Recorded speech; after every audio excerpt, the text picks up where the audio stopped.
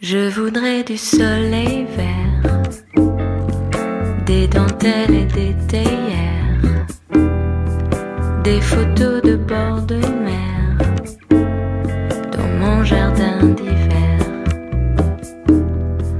Je voudrais de la lumière, comme un nouvel an. Alright, so the first question I have is why, so your parents have been telling you about meditation throughout your whole childhood and all this stuff. Yeah. But like, obviously you haven't internalized it until like recently. Uh-huh. So like, where does intrinsic motivation come from? And like, do you think you need to have like intrinsic motivation to do something, or like to what extent can external factors like your parents guide you in the right direction? Okay. So, I think for meditation especially, for me it was more just like a matter of chance, rather than anything else. Just because once like quarantine started and stuff, and I came back home, like it was something that I just came across on YouTube, like when I was just like bored and just watching it. And You were just watching like meditation videos or something? Yeah. I mean, it just randomly came up on my feed. It was like a video of a psychiatrist, and like from like watching like one video, I kind of just like went through his other videos, and I realized that like throughout his like treatments or like his recommendations for like general like mental health and stuff, like meditation was something that was common between all his recommendations. Mm-hmm. So and then I realized this guy's like he's an Indian psychiatrist, so like he the meditation methods that he used, I realized were also since I'm a Hindu, like my parents are very religious, and they always ever since I was young they'd make me pray and stuff like every morning. And like growing up, I didn't really see like the significance in it, just because I was like I felt like I was kind of just like any other kid in the sense that like I was like, oh, I don't even know if like God's real and stuff. Dans mon jardin d'hiver. So basically, like the way to get to you is not through, like you need like some tangible thing. Yeah. No, I think especially growing up like surrounded by the people I was surrounded by, and like by just how like I guess like how like society is in like in Western culture and stuff. Like we like need like evidence for everything, right? Yeah. Because it's like if I'm gonna say if I'm gonna believe what my parents say and I'm gonna like talk about it with my friends, like especially when we're in like high school and stuff, like the first thing they're gonna ask me is like oh, like what's the proof that like that actually happens, and I'm gonna be like I don't fucking know, you know. So like what, like Western culture is like grounded credibility in like facts and results. Yeah, exactly. But Eastern is more like I think it's more like just following people who are wiser than you, who have more experience than you. But so do you think like one's necessarily better than the other, or is it like? I feel like after experiencing like both sides, kind of, I feel like they both kind of exist in a harmony together. Just because, like I think after watching all these videos on meditation and stuff, like the credibility that I didn't find with my parents, I found with the psychiatrist, because like after seeing what he was doing, and after seeing people who did do meditation, like, and after seeing people who did do meditation, I realized how like this can actually have like real life benefits, and like how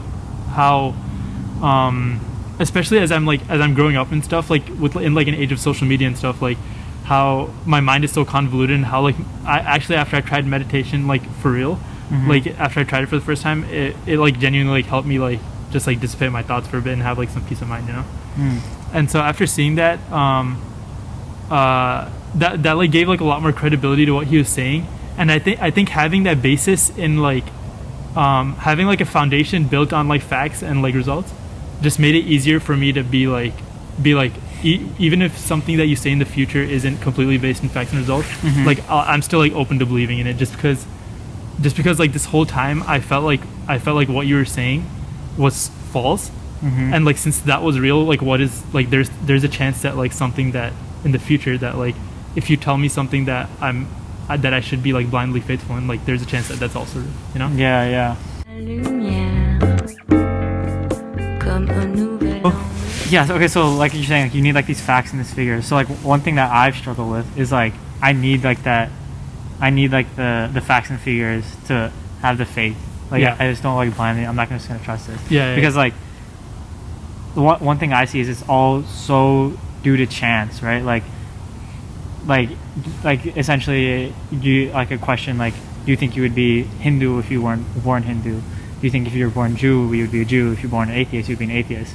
So like and there's a common denominator between all these religions, right? Like they're all saying like they have a foundation that's similar, like obviously like murder is a sin, and like treat your neighbors with respect, and like all these like common things that like universally people agree on, but like it goes down to the nuances that are different.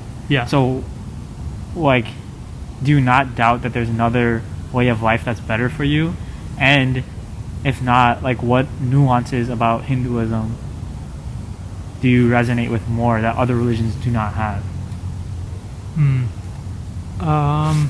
So I think it's just like a matter of I think it's all just like kind of like up to chance, kind of where you're born and stuff.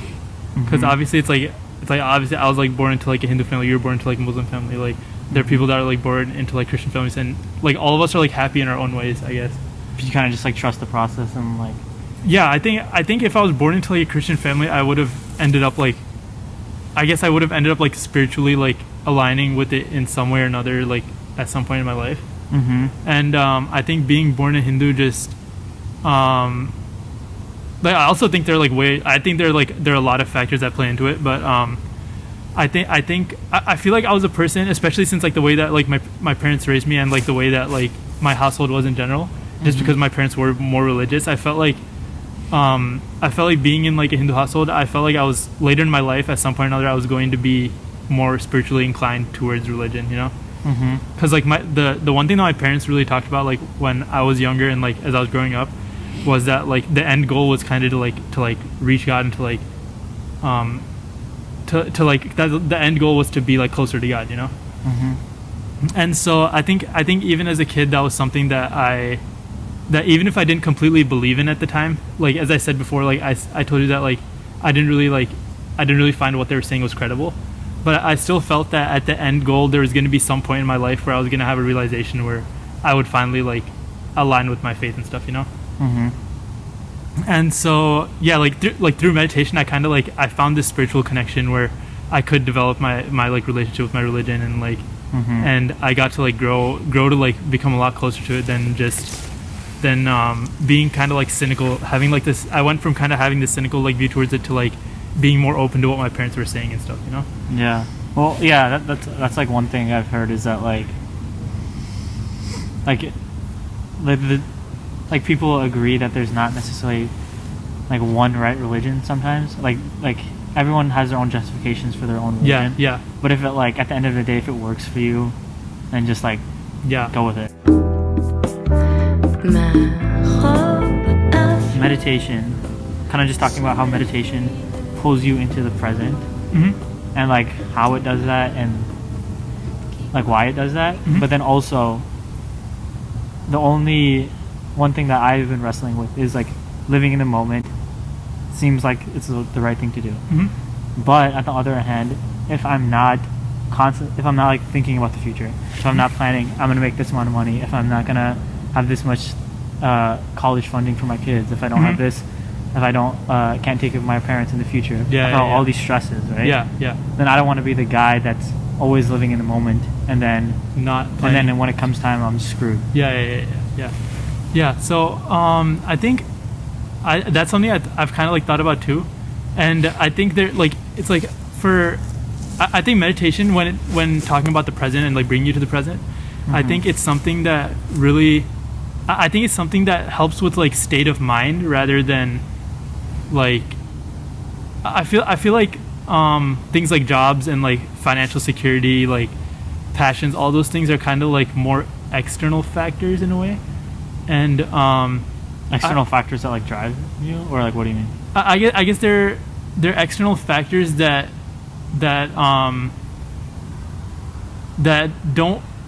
necessarily don't benefit from being in the present, I guess, because I feel like in all those things, in all those types of things, I feel like you're planning and like I think having having a general plan for most things in your life is like a really good idea.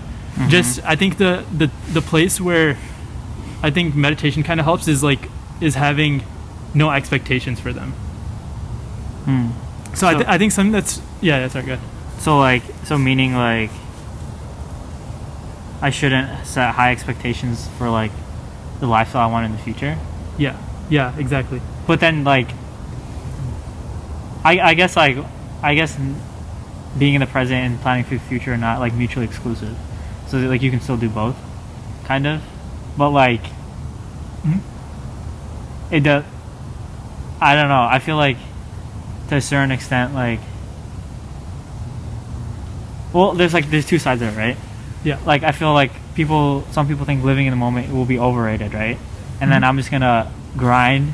I'm gonna always like be like worrying and stressed about the future. But then I'm gonna have this safety net, and then when I'm 10 years from now, I'll be chilling while everyone else is like grinding, right? Whatever. And then on the other end, it's like I wish I would have, like, I'm living in the moment, like doing things that are fun, but then when I'm older, you gotta regret it. Yeah. So I guess it's a balance, but I don't know. Yeah. No, I see what you're saying, but also I think there's this sense that I think the whole point of it is that, like, in your first scenario, you said it's like there's this idea that I can grind right now and like be planning for the future and be worried about it, and then have a safety net like 10 years down the line where I'll like be like Chilling. happy. Yeah. But I think that's an expectation that like it's like if you don't reach that, you're just gonna end up like being miserable. you're gonna end up miserable, you know. And it's like you're gonna be like, this whole time I was thinking, like, I put so much importance and weight like on this one thing working out that like if it doesn't. Once it doesn't, it's like I don't really have, like, I don't know what to do now, you know. And I feel like it's a really good idea to have like to be like, okay, this is my goal. I think it's really good to set goals, you know. I think it's good to have a goal, so to be like, it's like like all the work that I'm doing right now will be towards like a certain goal, but it's like I'm not gonna like have like I'm not gonna make it so that like everything kind of rides on this, you know. And so yeah, it's like right now I have a goal to like become a doctor and like to like get into medical school right now, and like that's like something that I really want, and like I have confidence that I can do it, but I know that it's like if I take my MCAT and I don't get like the score that I want, like it's not the end of the world, you know. Yeah. And so I guess like how are you gonna like manage your time and like how is meditation gonna help you? Basically, okay, so you're gonna have obligations, right? You have like studying for the MCAT, spending time with family, spending time with friends, working on your physical, like make sure you're healthy, eating, all these obligations, right? And if you did them all at 100%, there's not enough time in the day. Yeah. So you're gonna have to make sacrifices and all that stuff. So how does meditation like solve that? Because for me, that would just give me anxiety. Like, oh, am I not spending enough time with my family? Oh, am I spending too much time with my family? Not people are getting ahead of me. Yeah, like, I got you. I understand. Or is it just like kind of letting go of that like fear, kind of, and just like hoping it will work out? Yeah, no, exactly. I think, yeah, like you said, it's like I feel like thinking about all those things makes you anxious. Yeah. And there's no way that you can. I feel like there's no way you can go throughout life without making a few sacrifices, you know? Because like I feel like at every point in your life, like if you think about it that way, you're gonna be sacrificing something in one way or another, you know? Yeah. And I feel like being present and just understanding that, like right now, like all you need to do is just exist to like get by. I think it helps just to like understand that like you don't need to be doing like everything at like 100%, and you don't need to be like you don't need to be thinking like about those things right now, because like all that exists right now is you, like where you are, you know.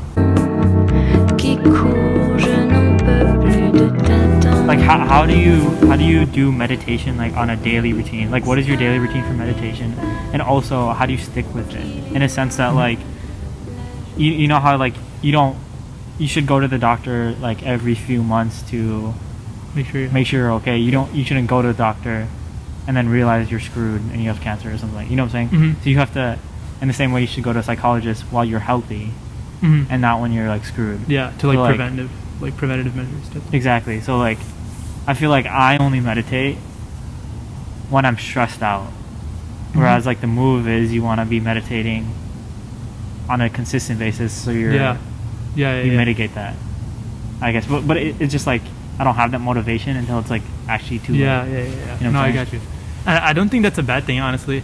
Like I don't think it's a terrible thing to like only meditate when you need to, just because it is something that like helps when you're in a certain state of mind, you know? Yeah, that's true. So do you do it like on a daily basis, weekly basis, and then like what do you have like a routine, like I'm gonna sit here 30 minutes on a thing? Is it like a structured kind of thing, or is it just free flowing, or is it like what do you specifically do when you meditate? Okay, so yeah, I think I don't do it every day. I think that's one thing. I don't do it every day. I try to do it on a weekly basis, and like I don't really have like any rules for it. So it's like some days I'll do it, some days I won't, and it's just literally like up to chance, like how I feel that day. And I think something that helps me keep like a structure and something that has me looking forward to it is kind of like switching up the types of meditation that I do. So I think like just from watching like a bunch of like just like learning a lot about meditation, I've learned like a couple different methods that have worked for me. And just like switching between them and like not sticking to one and like trying like kind of getting bored of it has like helped me do it. And do you like different techniques or something? Yeah. Is that just like different breathing or like different? Yeah. So I think meditation itself has just like this like kind of like focusing nature to it, where or this like mindfulness meditation is like really good, but like I think different types of meditation just make you focus on different things about you that can like resonate differently with people, I think.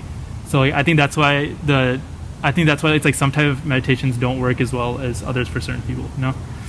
But like something that I do is like third eye meditation. What is that? Third eye meditation is where like you kind of just like focus all your energy like on like the spot between your eyeballs, and like sometimes like you can chant a mantra with it, or you can. Is that like is that like the Om thing, or is that something different? Yeah, I mean you can chant whatever you want, honestly, but like like some spiritual. Yeah, exactly. And something just like keep you focused, and like I think that's. Are your thoughts like racing then sometimes? Because I know when I do it, sometimes it's just like my mind's blank, but then it's just like it's just like going on and on. Yeah. No, I think I guess I never tried that Om thing. I feel like that would kind of just like block out or like numb my thoughts. Exactly. I think that's a big part of it, is that I feel like meditation has an expectation to stop your thoughts like without you trying, but in a way it's like external things can still stop your thoughts, you know. I think something really important that I learned was like it's like when like I take cold showers most days, so it's like something that the psychiatrist also said was that for people who have anxiety attacks, like if you like something that he recommends is that when you do have like an anxiety attack, if you just dunk your head in like an ice bath, then like you like all your thoughts kind of stop for a bit, just because your body's in such external shock, you know. And in that same sense, I feel like it just kind of just like pulls you. Yeah, exactly, because it's like that shock from like your body just is enough to like stop all your thoughts for like a little bit. Yeah. And I feel like meditation can work in that same sense, because they're like types of meditation where you just like there's like one where you kind of like buzz like a bee, and like the sound of that will literally just like kind of like numb your thoughts in a way. Yeah. You know, and take you like, even if you're not like completely. Dang, that's pretty. Yeah. I like noticed like once when I was just like, because I sleep with like white noise, like the whatever. Yeah. One night I did it and my mind was like racing. Yeah. Just having like that. It kind of felt like it was just like numbing my brain. Yeah. Almost in a sense, just having that. And I don't think it's like an unhealthy thing for that. La lumière, comme un nouvel Like Well, for that to be. like one thing that's like kind of hard about meditation, I feel like, is that, for example, like meditation's like you almost like it's like a muscle and you're like working your mind, I guess. Yeah. And like running is like you're training your body, right? Yeah. So when I run, I feel it. You know what I'm saying? Like I feel like I feel tired. I feel like sore and all that stuff. Yeah. Whereas like, you know what I'm saying? Like you're sweating, like you see like your body changing. Yeah. Whereas like meditation. What are the results? Yeah, I feel like what am I getting out of it? Yeah. Like I'm not like sweating. I'm not like you know what I'm saying? Yeah. No, exactly. So I think I think something that's really important, like I think you should remember like that the goal of meditation is to bring you to the present. And just like you said, you know how like you said that like it's like when you're exercising you like grow your muscles and stuff like that. Yeah. In the same way, I feel like meditation is something that like I mean studies have shown and stuff that like meditation actually changes like the way your like brain is wired. And like the way you're like there are like physical changes that happen in your brain when that happens. And I think the more you practice it, like the faster you can just snap right into the present, you know? And I feel like that's something that's really useful, especially it's like if you're like someone that like suffers from like certain mental like anxiety or like depression or something like that. I feel like being able to like snap into the present, just like being like being where you are and being happy with it is just like really important. And I feel like the more you practice it, like the easier it is for you, like you know how you said like when you try to meditate your mind's sometimes just racing, like your thoughts are just racing. I feel like you can just pull it, like you can just pull all your like concentration back like a lot quicker once you start working that muscle more in terms of meditation. Dang, that makes sense. Yeah. I guess my expectation of it is almost like treating it like a pill. Like I'll take this and then I'll feel better. Yeah. But it's like exactly. It's something that it's like with practice, kind of you get better at it. Yeah. Just like anything else. Dans mon jardin d'hiver. Dang. I guess like I need to like realign my expectations in the sense that like I feel like I'm doing work so then I can be happy. But I was reading something along the lines that like you can never like, I don't know if it was just like FaKe DEeep. It sounded cool, but it was like you can never become happy. You can only like be happy in a like. I think what they're getting at is that like you can do all this stuff and you can still be unhappy. You can do all this stuff and be happy. Like you can have a mansion, whatever, all this stuff. Yeah. But like you can also be happy with what you have. Yeah, but then you can also be sad with what you have. Yeah. And like it's not like you unlock. Yeah. This like thing, and then you're just like set. Yeah. Whereas like I like what I think is like, okay, I'm gonna grind. I'm gonna get this like money. I'm gonna get like set up my life in this way, and set it all up. Yeah. And then I'll be chilling. But like that could possibly not happen, and then that would just suck. But yeah. Exactly. I think that quote kind of resonates me with like or resonates with me a little bit differently, just because I feel like it's more trying to tell you that you shouldn't have an expectation for happiness, you know. I think something that like really important that I've learned is that even for like the worst case situation, you shouldn't have an expectation that it's gonna get better, because it's like the expectation that it's gonna get better is gonna always keep you disappointed when it doesn't get better, you know? And when you let go of that thought, when you let go of the expectation that something's gonna get better or like something's gonna get easier or something's like your life's gonna get easier, like when don't you kind of want that also? Like, for example, let's say like you have cancer or something. Yeah. And if you don't have that like hope, then wouldn't you just be miserable? Or are you saying it's something different? I feel like you should be taking steps right now to ensure that you're set up for the future, but you shouldn't expect that everything you do right now is going to have a result in the future, you know? Yeah. And it's like and the thing is, no, it's like in 90% of cases, like the work that you do now is going to have an impact on you, right? Yeah. But like just the fact, like literally even the tiniest expectation, I feel like is going to be harmful, just because you can never be like, it's so rare that you truly exceed your expectations, you know? Because usually it's like you just set your goals and then like when you meet them you're like, okay, I met my goals, you know? Yeah. And if you don't meet your goals, then you end up disappointed, and it's kind of like this endless cycle where like you set an expectation and you don't meet it and you become sad because of it, and then like it just keeps on going, you know? Yeah, I feel like there's like a fine line between like expectations and like hope. Yeah. You know what I'm saying? Yeah. Because like, I don't know, right? Because you. Yeah. No, see, I think hope, I feel like is kind of different, because it's like I'm just gonna use my case because I think that's the easiest for me to relate to. But like when I studied for like the DAT this past summer, I think something really important that I didn't even do it the whole time because I didn't even like learn about this stuff until a bit later. Yeah. But like once I got closer to my test, I realized that like that the times that I was doing my best on my like practice test or whatever was when like I was literally just like I was literally like there's like a couple of weeks where I just spent like 12 to like 14 hours a day literally just grinding, and like I was literally not thinking about anything else, you know. Jeez. And I wasn't even thinking about like my actual exam or like preparing for that. I was literally just thinking of like learning like this content like right now. And like I was like, I'm just gonna learn this, and I'm gonna take practice tests and see how much I know and like how much I retain, you know. Yeah. Dans mon jardin d'hiver.